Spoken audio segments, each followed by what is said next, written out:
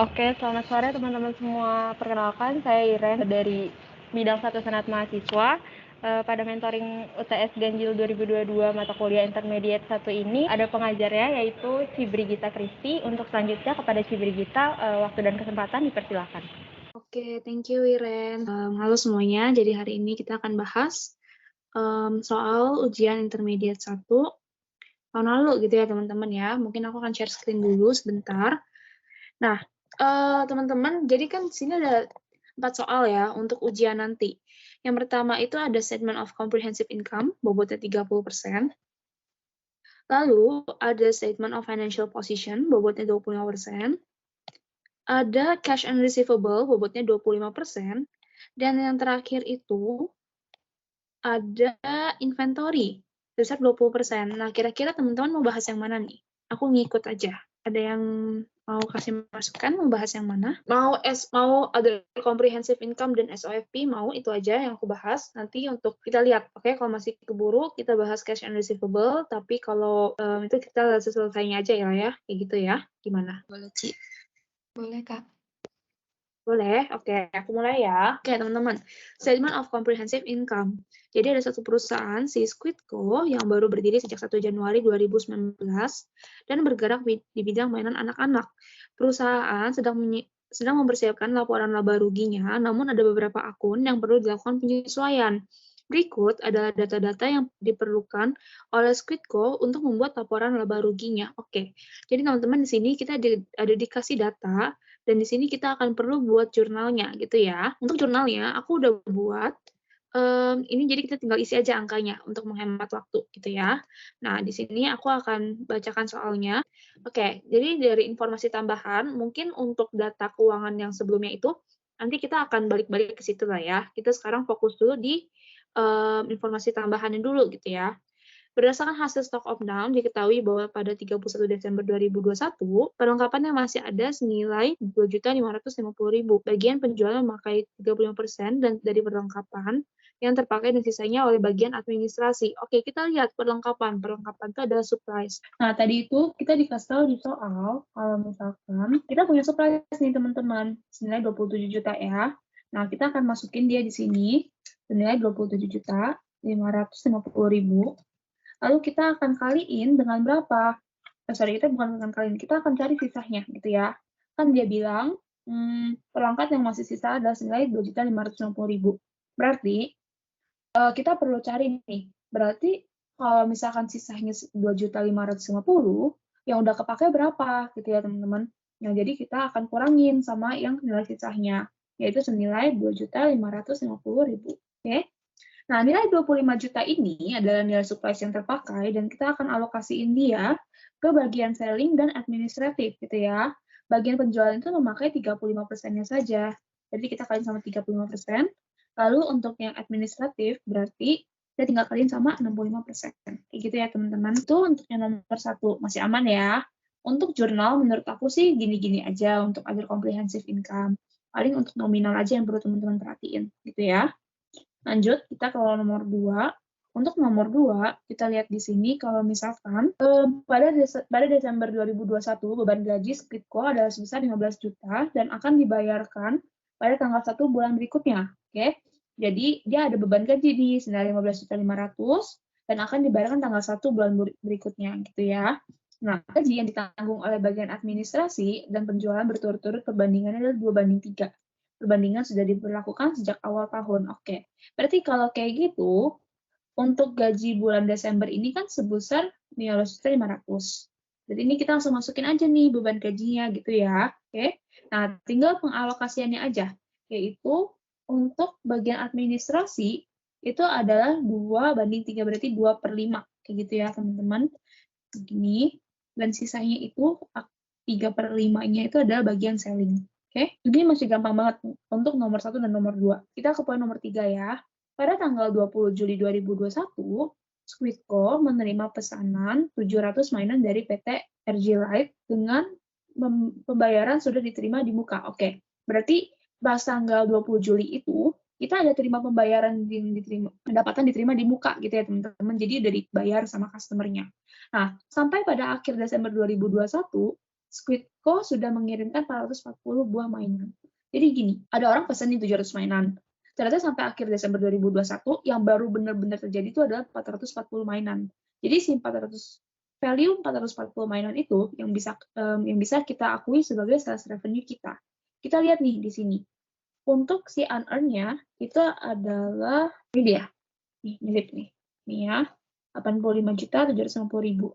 Nah, berarti di sini si 85.750.000 itu kan untuk 700 mainan ya, 700 mainan. Tapi yang baru terjadi itu adalah 440. Berarti ini kita bagi sama 700, lalu kita kaliin sama 440 mainan. Oke? Dapatnya adalah 53.900. Nah, karena ada pengakuan sales revenue, nanti akan kita tambahin ya ke other comprehensive income statement-nya. Gitu. Itu buat nomor 3. Buat nomor 4, investasi Squidco pada PT Ganbu per 31 Desember 2021 memiliki harga pasar per lembar 4.580. Oke. Nah, kita lihat nih ke PT Ganbu. PT Ganbu itu berapa? Oh, investasi di PT Ganbu, dia tuh non-trading. Kalau misalkan dia non-trading, teman-teman ingat ya, unrealized holding gain or loss itu pada equity. Tapi, kalau misalkan dia itu trading, nanti itu pada income. Gitu ya, teman-teman. Ini beda di equity sama income-nya. Nah, kalau misalkan equity kayak gini, nanti akan masuknya ke other comprehensive income.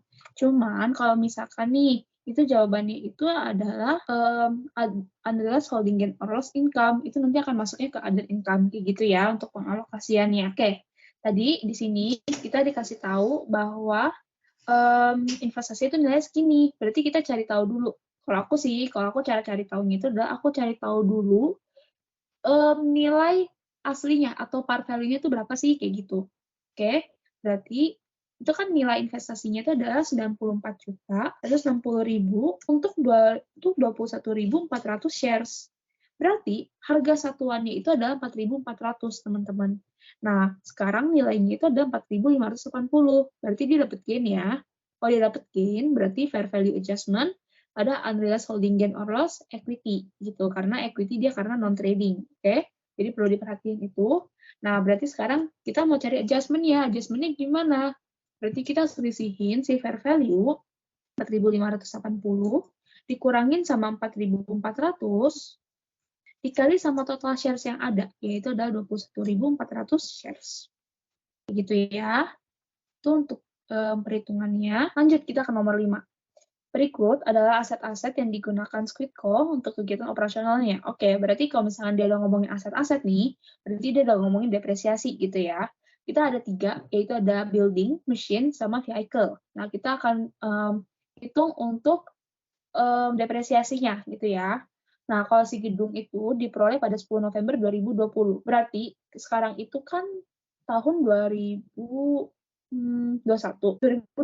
Berarti udah lewat nih periodenya gitu ya. November 2020 dan diperkirakan dapat digunakan hingga 20 tahun.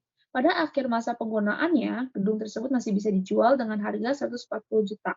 140 juta ini berarti residual value-nya ya, teman-teman.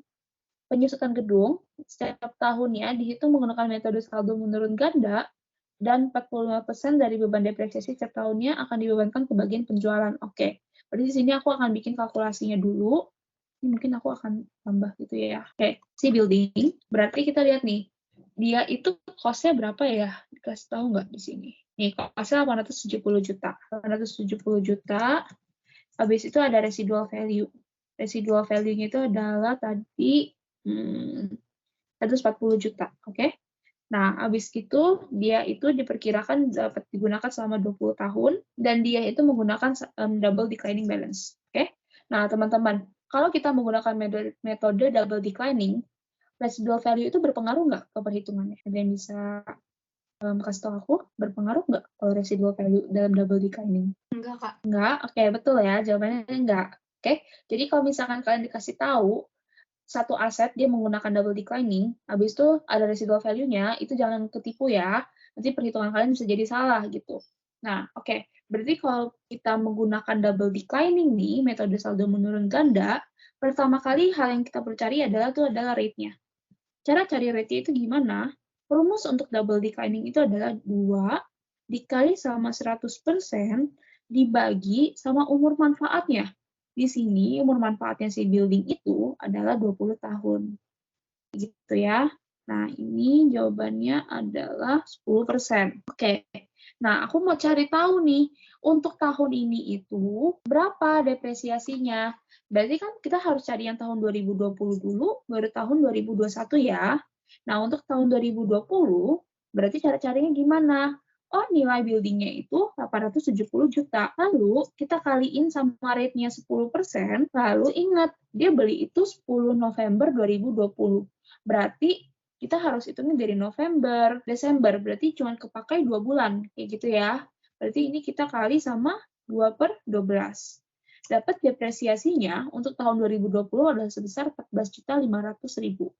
Nah, untuk depresiasi tahun 2021, berarti kan si 870 juta, kita harus kurangin dulu nih sama si 14.500 kan. Lalu kita kaliin sama persentasenya, yaitu si 10%. Nah, untuk tahun 2021, karena udah berjalan 1 tahun, kita nggak perlu pakai proporsi bulan lagi, gitu. Jadi langsung aja ini, cost dikurangin sama yang depresiasi tahun sebelumnya, dikali sama 10%. Dapatnya segini. Ini berarti akan jadi nilai akumulasi depresiasi building kita. Nah, sekarang tinggal aku alokasiin aja. Berarti alokasinya untuk ke bagian penjualan itu adalah 45%, oke. Sisanya itu masuknya ke administratif. Ya, berarti kalau 45%, sisanya itu adalah 55%. Oke, kayak gitu. Itu baru buat building. Untuk mesin, mari kita lihat. Oke, untuk mesin. Untuk mesin itu, sejak pertama didirikan perusahaan memperoleh mesin yang akan dipakai untuk memproduksi mainan anak dan akan disusutkan berdasarkan unit produksi. Oke, berarti dia unit of activity. Mesin diperkirakan dapat digunakan selama 10 tahun tanpa nilai sisa dan sanggup memproduksi hingga 110.000 unit mainan. Berarti itu adalah si mesin capacity-nya ya, teman-teman, 110.000. Beban penyusutan mesin akan dibebankan sepenuhnya kepada bagian penjualan, dan selama tahun 2020-2021, Squidco telah memproduksi 11.300 dan 13.100 mainan. Oke, berarti untuk perhitungannya gimana nih kita untuk tahun 2021 gitu ya. Kita lihat nih, si mesin itu ada nggak nilainya? Mesin itu nggak dikasih tahu nilainya, cuman kita dikasih tahu akumulasinya. Berarti kita harus cari tahu dulu nih, nilai aslinya itu berapa gitu ya, teman-teman. Nih, nilai akumulasi depresiasi 56 juta, 56.500.000. Oke, itu nilai akumulasinya. Kita baca lagi di soal, memproduksi 110.000 unit. Beban penyusutan mesin akan dibebankan sepenuhnya kepada bagian penjualan. Selama tahun 2020 dan 2021 telah memproduksi berturut-turut 11.300 dan 13.100 mainan. Oke, aku bisa bilang kalau misalkan kayak gini, nilai 56.500.000 ini adalah nilai untuk pada tahun 2020, ya enggak? 56.500.000 ini adalah nilainya untuk tahun 2020, di mana dia memproduksi itu sebesar 11.300 unit. Jadi, ketika dia memproduksi 11.300 unit, nilainya itu ada 56.500.000. Nah, di sini aku akan kasih 2 cara ya, teman-teman. Cara pertama, itu adalah kita cari tahu dulu nih, cost-nya berapa.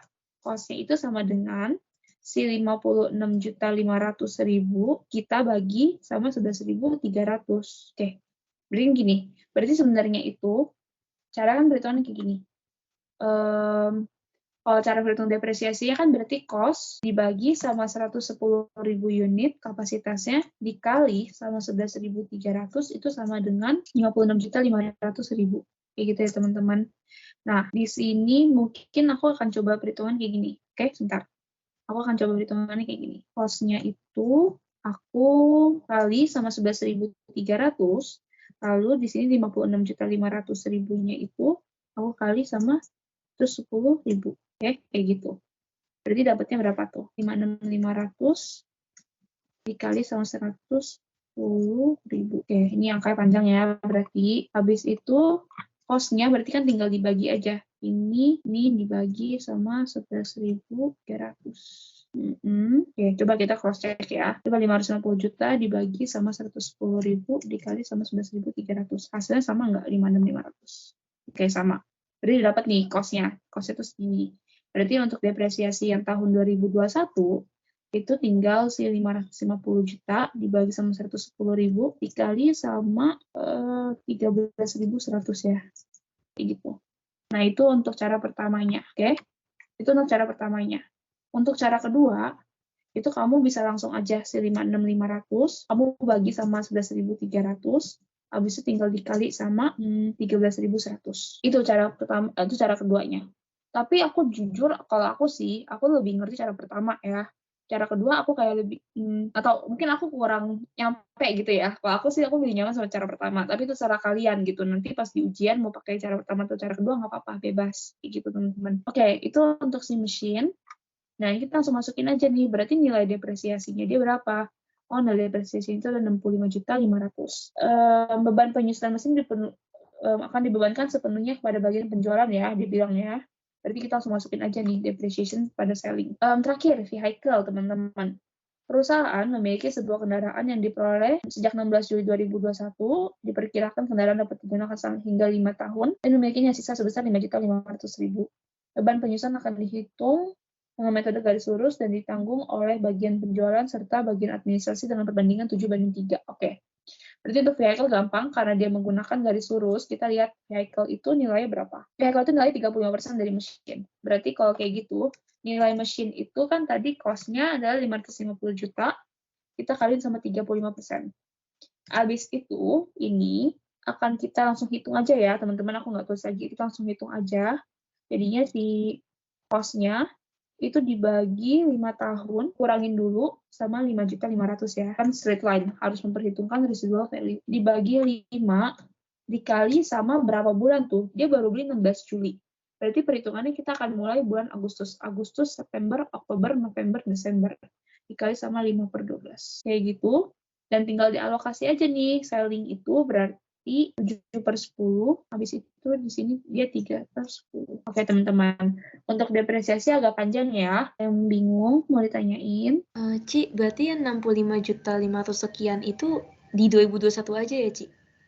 Ya, dia khusus 2021 aja. Jadi kan kita udah cari cost-nya tuh. Lalu kita bagi sama total unitnya, kita kaliin sama yang buat produksi di tahun 2021 itu berapa? Oh, 13.100 unit mainan. Kayak gitu. Oke, thank you, Ci. Oke, aku lanjut ya ke nomor 6. Wipko memiliki sebuah aset berupa gedung yang tidak digunakan untuk kegiatan operasional. Oke, berarti bukan aset kita sebenarnya dia itu. Dan kemudian disewakan. Oke, berarti kita sewain gedung kepada PT Cybiok sejak 3 April 2020 untuk 2 tahun. Oke. Kita lihat di sini ada unearned revenue. Nah, unearned revenue ini si 27.200.000, unearned revenue ini si 27.200.000 kan dia bilang dia itu mulainya pada 3 April 2020 ya, untuk 2 tahun ya, kayak gini ya. Di akhir tahun 2020 pada 31 Desember 2020 sebenarnya itu mereka udah ada adjustment gitu ya teman-teman. Udah ada adjustment untuk berapa? Oh, kalau misalkan 2 tahun sejak 3 April, berarti untuk tahun 2020 itu udah kepakai berapa bulan? April, Mei, Juni, Juli, Agustus, September, Oktober, November, Desember. Udah kepakai 9 bulan. Jadi, nilai si 27.200.000 ini, itu bukan value untuk 24 bulan. Bukan untuk 2 tahun. Tapi untuk sisanya itu berapa? Oh, sisanya itu adalah 15 bulan. Itu value-nya untuk 15 bulan. Oke? Nah, kalau kamu, kalau ini sih, kalau menurut aku, kalau ini tinggal kamu kaliin aja gitu sama sisanya. Berarti si unearned revenue ini, si 27.200.000, itu kan bobotnya untuk 15 bulan. Berarti kita cari tahu per bulannya itu berapa, lalu kita kaliin sama setahun itu dia berlangsung berapa lama. Oh, berlangsung selama 12 bulan, berarti tinggal kaliin sama 12. Kayak gitu.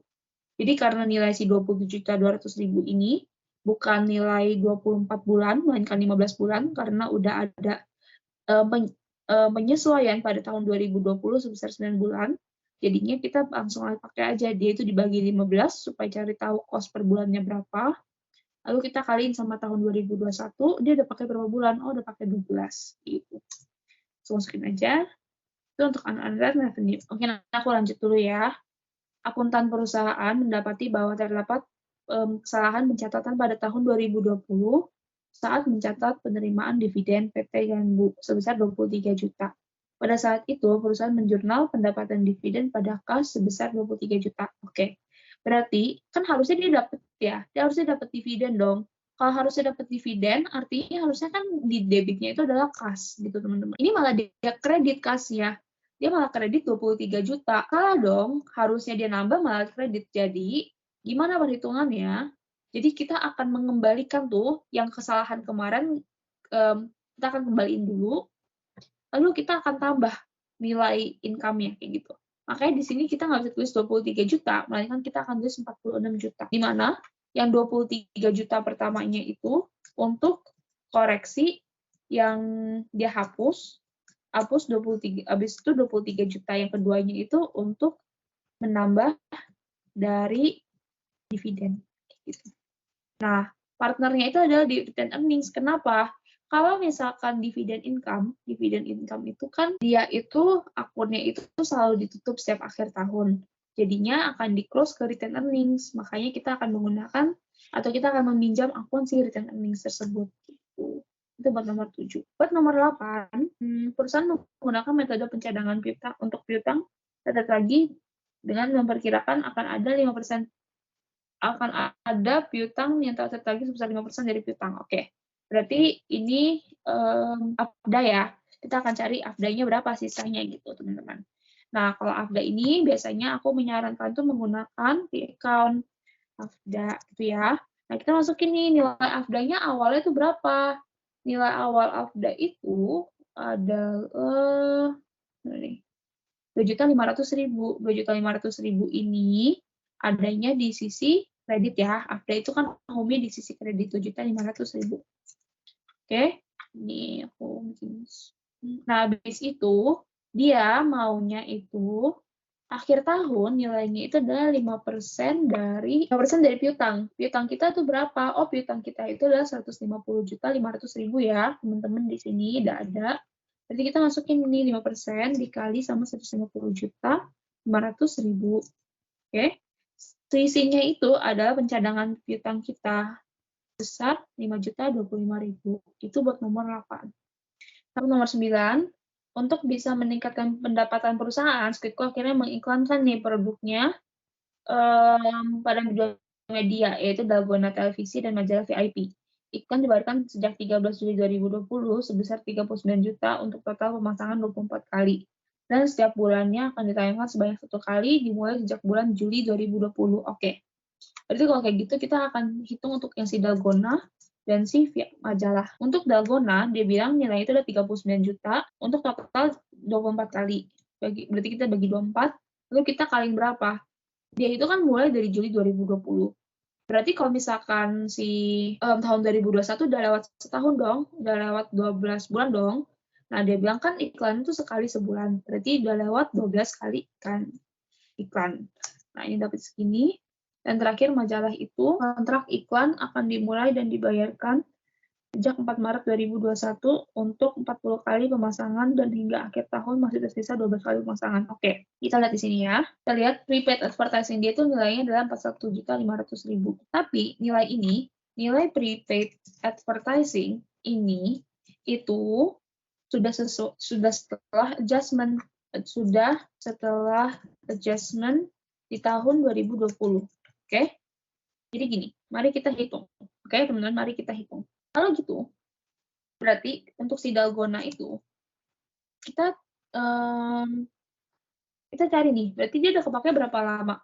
Udah dari bulan Juli, Agustus, September, Oktober, November, Desember. Oke? Udah kepake yaitu sebesar 6 bulan ya, udah kepake 6 bulan. Berarti yang belum kepake itu sisanya. Sisanya itu berapa bulan? Oh, sisanya itu adalah 18 bulan. Kalau gitu, kita cari nilainya si 39 juta ini untuk 18 bulan tuh berapa? Gitu ya. Berarti kan 39 juta dibagi sama 24 dikali sama 18. Berarti sisa aset kita untuk Dalgona itu ada sebesar segini, 29.250.000. Ini angkanya per tanggal 1 Januari 2021. Kayak gitu. Ini tanggalnya nih. Ini tanggalnya ya. Ini segini untuk nilai Dalgona kita, sisa aset kita gitu ya. Nah, berarti kalau kayak gitu, untuk si VIP, aku bisa bilang kalau misalkan dari 41.500.000, aku kurangin sama 41.500 ini, aku kurangin sama 29.250.000 ini, dapat ini adalah nilai untuk si VIP.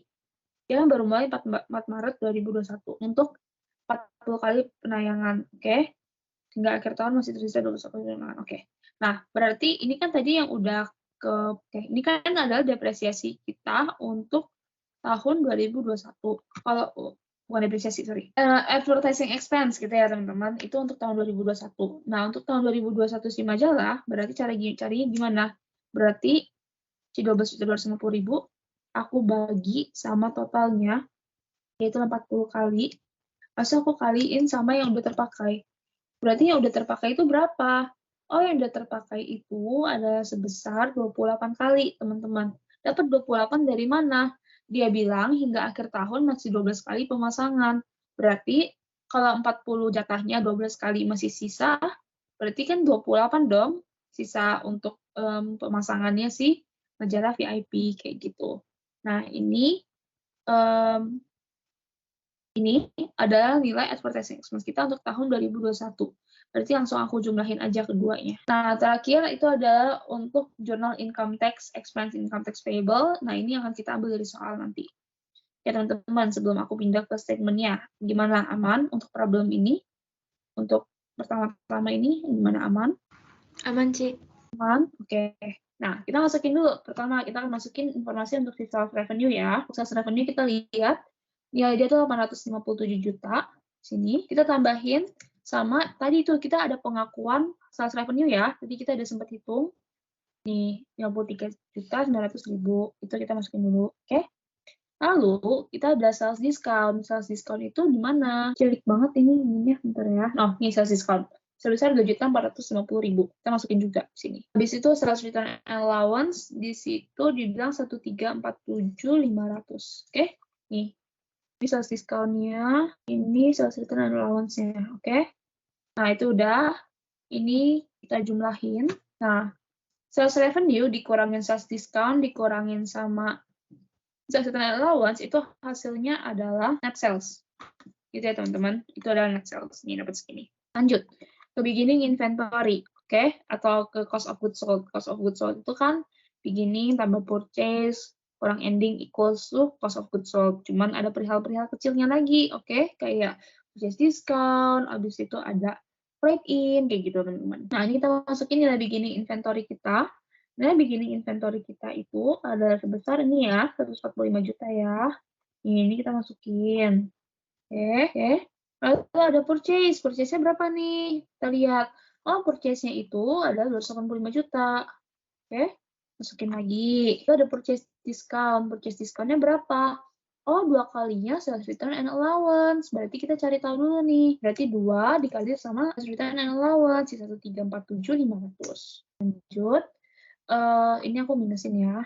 Karena kan dia sifatnya mengurangi. Habis itu lanjut ke purchase return and allowances. Di sini dia bilang kalau purchase return and allowances itu adalah 5% lebih rendah dari sales discount. Berarti kita kali.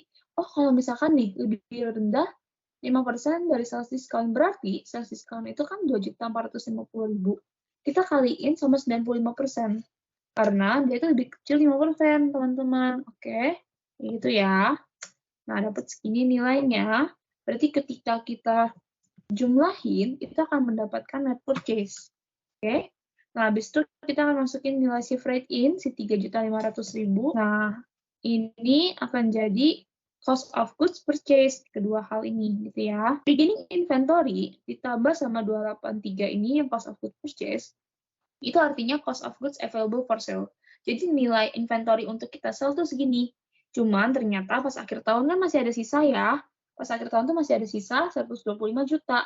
Artinya, ya benar-benar kepakai dan akan menjadi beban ini kita, beban untuk cost of goods sold kita tuh nilai berapa? Oh, nilainya itu ada sebesar 303.477.500. Ini akan aku sifatnya mengurangi ya cost of goods sold. Oke, teman-teman, sampai cost of goods sold ada yang mau tanya? Gross profit tinggal sales dikurangin sama cost of goods sold dapat gross profit. Oke, sampai sini dulu teman-teman, aman? Boleh aku lanjut? Boleh. Aman, Ci. Boleh, aman. Oke, thank you ya. Nah, lanjut ke selling expense. Oke, nah sebenarnya kalau kalian nanti ujian, kalian pusing, aduh Ci, ini apa sih comprehensive income statement panjang banget. Belum lagi nanti harus ngapalin SOFB. Kalau ini sebenarnya nggak terlalu bermasalah kalau ininya berantakan. Oke, nah, ini di kelas aku ya. Kalian nanti maksin lagi sama asisten dosen masing-masing gitu. Kalau misalnya ininya berantakan, kok Ci, boleh nggak? Maksudnya kan kayak apa ya? Kita kan buru-buru gitu kan, boleh nggak ininya berantakan, cuman pastiin kok COGS-nya pasti bener kok, kayak gitu. Oke, nanti coba kalian tanya. Kalau misalkan yang di kelas aku, nggak apa-apa berantakan. Yang penting keisi, yang penting jawabannya ada. Oke, nah ini dapat gross profit, udah dapat. Nah, kita cari selling expense-nya. Tadi kan kita udah sempat bikin jurnal ya, teman-teman. Untuk supplies expense, kita tinggal masukin aja nih dari jurnal. Supplies expense itu berapa? Itu ada 8.750.000. Habis itu untuk salaries itu nilainya adalah 9.300.000. Nah, tapi ingat nilai 9.300.000 ini itu kan untuk bulan Desember. Sedangkan kita itu kan bikin income statement kan untuk operasional setahun. Jadi jangan lupa nilainya untuk salaries, khusus untuk salaries kalian perlu perhatiin. Kalau misalkan dia itu bikin jurnalnya untuk per bulan, berarti nanti nilai itu harus kalian kaliin 12, karena kan kalian bikin income statement bukan khusus untuk bulan Desember doang, tapi untuk bulan Januari sampai Desember. Jadi dikali sama 12. Oke?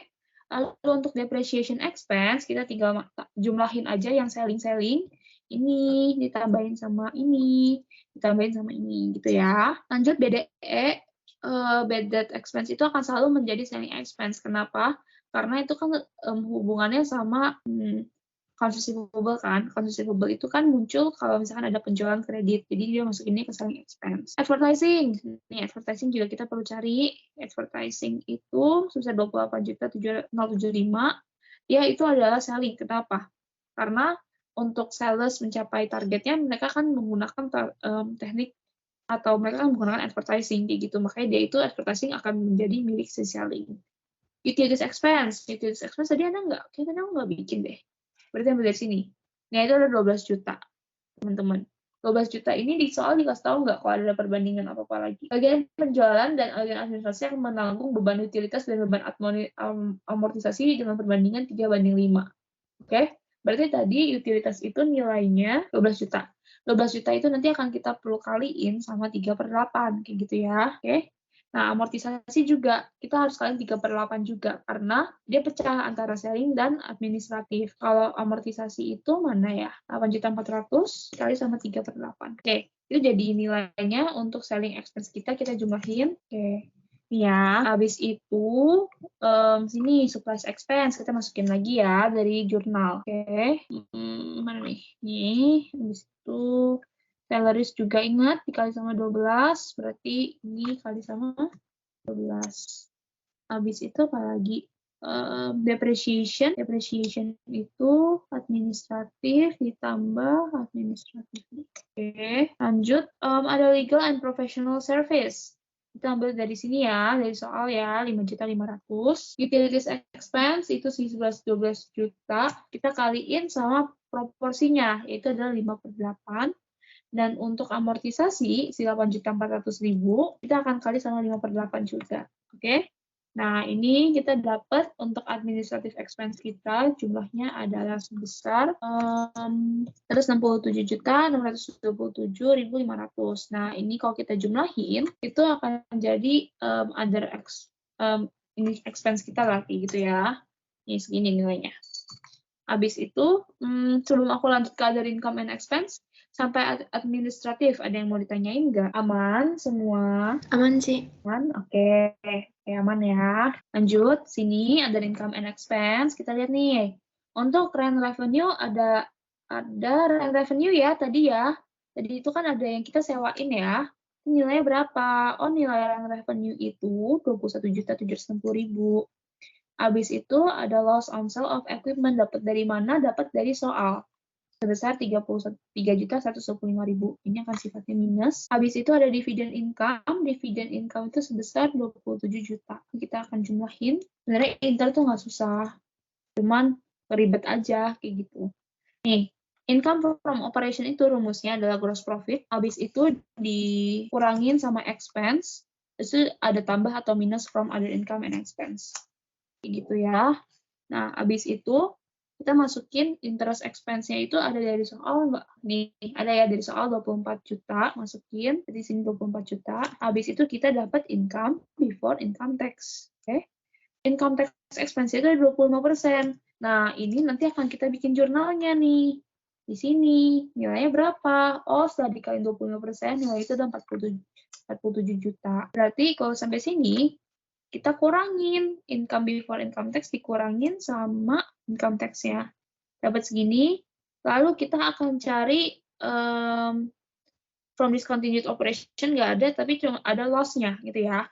Loss dari from discontinued operation sebesar 43.500.000. Ini akan sifatnya minus karena dia juga dan net of tax, jadi kita harus cari net of tax-nya ya. Berarti ini belum net of tax di sini. Oke.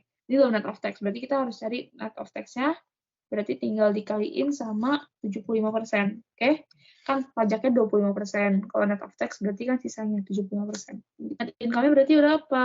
Ini tinggal dijumlahin aja. Nah, segini. Oke? Habis itu kita lanjut ke OCI. Other comprehensive income. Oke? Nih, kita masukin unrealized holding gain equity. Ini harus net of tax. Ini tadi yang si UHGL equity ini. Kita kaliin juga sama 75%. Lalu kita masukin si unrealized gain on revaluation ini net of tax. Berarti kita masukin 5.550.000. Habis itu ada unrealized loss from translation on foreign transaction. Itu 3.500.000 kayaknya belum, dan dia loss ya, jadi minus. Belum, nggak ada tulisan net of tax, berarti dia belum net of tax. Itu 3.500.000 dikali sama 75%. Oke, dapatnya segini. Berarti ini tinggal kita jumlahin aja teman-teman. Untuk totalnya di OCI dapat segini, dan ada comprehensive income-nya berarti kita akan tambah. Dapatnya segini di akhirnya. Selesai untuk soal 1. Gimana teman-teman? Ada yang mau ditanyain nggak untuk soal 1? Itu 25%-nya itu dari soal atau dari mana? Oh ya, nih dikasih tahu di sini. Oke, gimana? Oke, thank you. Nih teman-teman, aku lihat-lihat kan OCI-nya agak panjang. Nah, dengan bobotnya 30%, kalian kerjain sebisa kalian dalam waktu 30 menit aja, ya. Nah, selesai gak selesai nggak apa-apa, karena yang penting kalian isi gitu. Kalau kalian isi, nanti bisa dibantu sama asisten dosen kalian untuk penilaiannya. Nih, kalian bikin kop nama aja tuh dapat poinnya, teman-teman. Jadi jangan sampai kalian nggak bikin gitu ya, karena lumayan banget poinnya kayak gitu. Mungkin bisa dibantu nanti sama asdos kalian. Kalian tulis-tulis kayak gini tuh juga dapat poinnya gitu ya. Jadinya isi yang kalian bisa isi aja dulu gitu. Oke, untuk soal 1 udah selesai nih teman-teman.